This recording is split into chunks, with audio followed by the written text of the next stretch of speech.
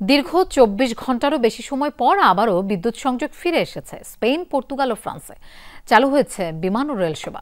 স্বাভাবিক হতে শুরু করেছে জনজীবন। তবে ভয়াবহ এই বিদ্যুৎ বিভ্রাটের কারণ নিয়ে তৈরি হয়েছে ধোঁয়াশা। গ্রিড বিপর্যয় নাকি নাশকতা, তা নিয়ে চলছে আলোচনা। যদিও গুঞ্জনের পক্ষে এখনো কোনো প্রমাণ মেলেনি বলে জানিয়েছে ৩ দেশেরই প্রশাসন।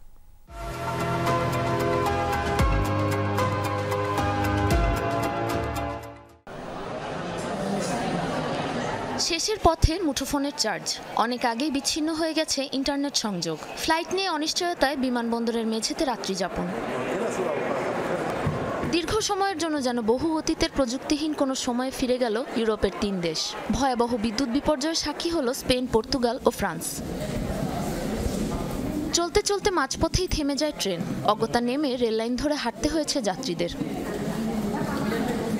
বলা হচ্ছে জাতীয় গ্রিড বিপর্যয়ের কারণে ২৪ ঘন্টারও বেশি সময় বিদ্যুৎ বিভ্রাটে ছিল দেশগুলো। সোমবার স্থানীয় সময় সকালে পর্তুগাল ও স্পেনের বেশিরভাগ অংশ এবং ফ্রান্সের কিছু এলাকায় বিচ্ছিন্ন হয়ে যায় বিদ্যুৎ সংযোগ। বিপাকে পড়ে কোটি কোটি মানুষ।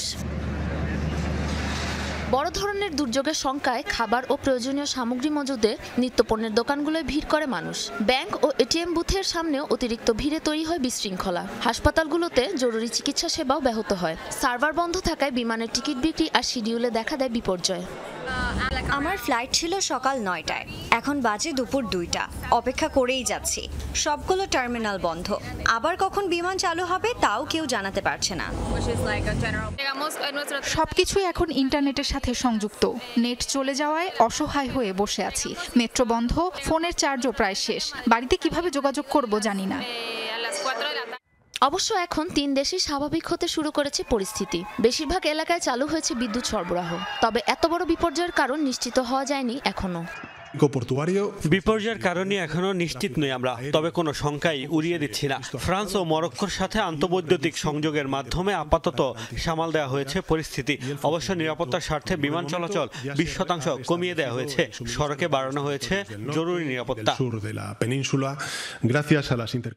বিদ্যুৎ বিপর্যয়ের কারণে নাশকতার শঙ্কাও করছেন অনেকে। তবে তেমন কোনো প্রমাণ না মেলায় অনুমান নির্ভর কিছু বলা থেকে বিরত থাকার নির্দেশনা দিয়েছে স্পেন ও ফ্রান্সের প্রশাসন।